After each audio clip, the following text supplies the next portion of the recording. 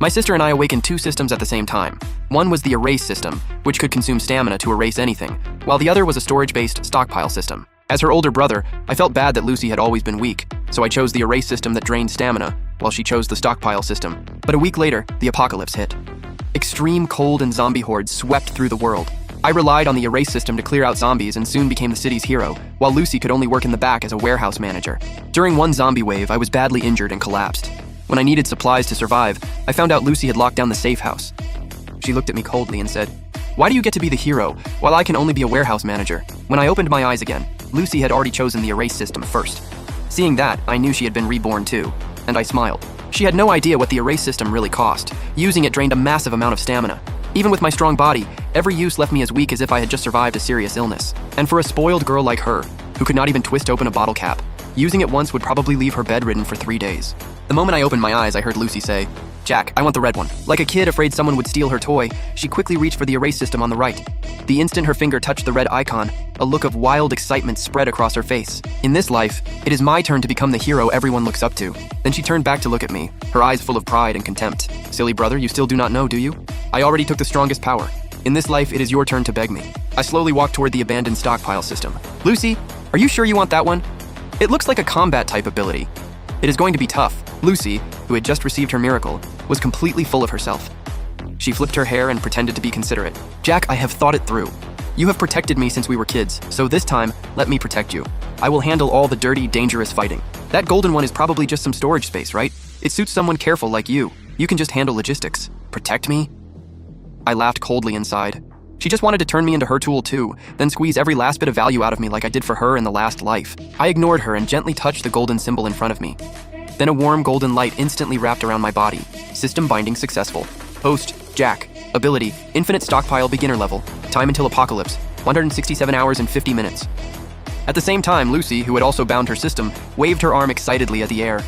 The crystal ashtray on the coffee table vanished instantly. Lucy's face went pale. She clutched her chest and gasped, but then she quickly showed an ecstatic expression. "It is real. It is really real. I have that power now." She turned to look at me. There was no longer any dependence in her eyes, only naked arrogance. "Jack, I am a little tired. Get me a glass of water. Also, give me the bank card Mom and Dad left behind. I need to go buy some things and get ready." Her tone sounded like she was ordering around a servant. I looked at the sister who had pushed me into hell in my last life and slowly spat out one word: "Get lost." The air froze in that instant. The smile on Lucy's face stiffened. She even wondered if she had heard me wrong. Ever since we were kids, I had always given in to her. "Jack, what did you just say? Are you still mad that I took the red system? But I only did it to protect you. Get out." I stood up and looked down at Lucy. "And one more thing. This is my home. My name is on the deed. You have 10 minutes to pack your things and get out." "Are you crazy?" Lucy finally dropped the act. "This is Mom and Dad's house. What gives you the right to kick me out? And I have awakened the strongest ability now. Do you know what that means? The apocalypse is coming soon, and only I can protect you." She was too confident, thinking I would still worship her like I did in my last life. I smiled and walked toward Lucy step by step, forcing her back into the corner.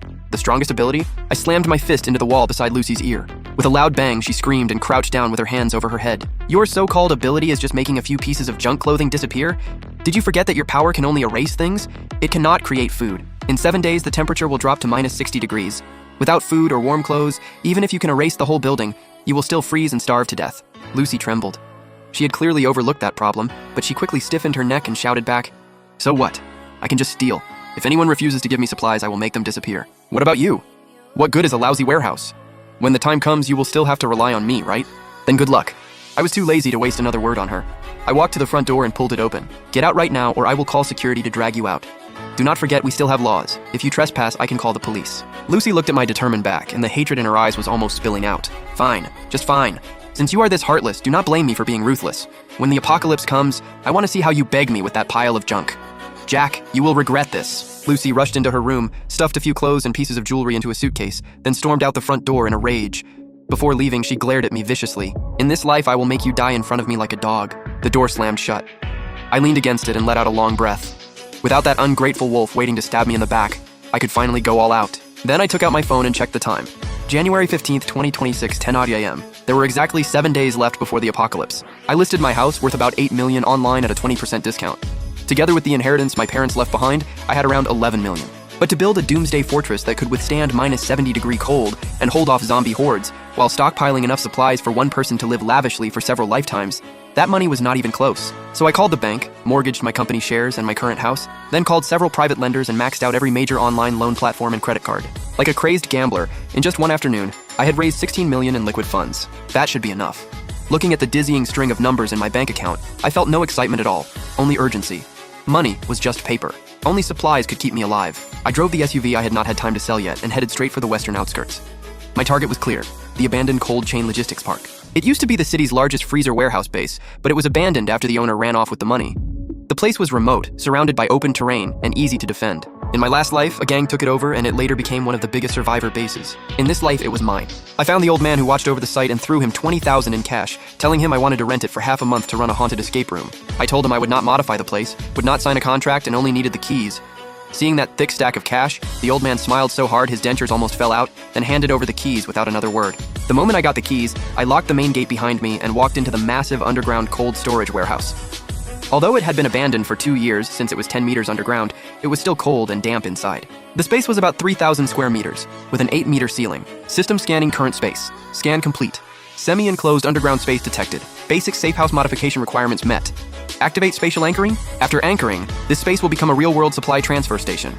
You may use your mind to transfer outside supplies here at any time, or release supplies from the system space into this location. Anchor it. The location was settled.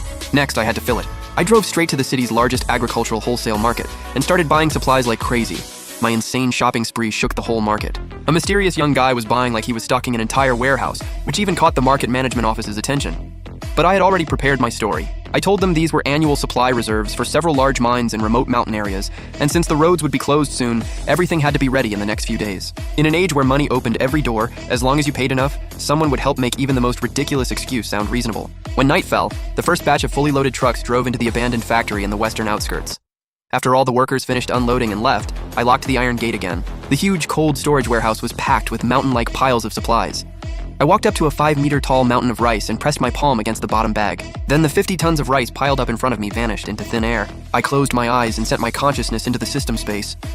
Inside that endless white space, 50 tons of rice floated quietly in midair, still stacked exactly as it had been. In here, time stood still. Even after 100 years, this rice would still cook up with the texture of fresh rice. I could not help letting out a low growl. The thrill of taking everything for myself and controlling it all was addictive. But this was only the beginning. In minus 60-degree cold, without a heat source, all this food would be nothing but frozen rocks. I also had a friend help me buy 10,000 tons of smokeless coal, diesel, solar panels, and wind turbines. There were still 7 days left. I not only had to stock this cold storage warehouse with enough food to last 10 lifetimes, I also had to turn it into a temperature-controlled fortress that even a nuclear bomb could not crack. Just then, my phone received a message. The sender was Lucy. It was a photo. In it, she and her senior, Tom, were sitting in a fancy French restaurant.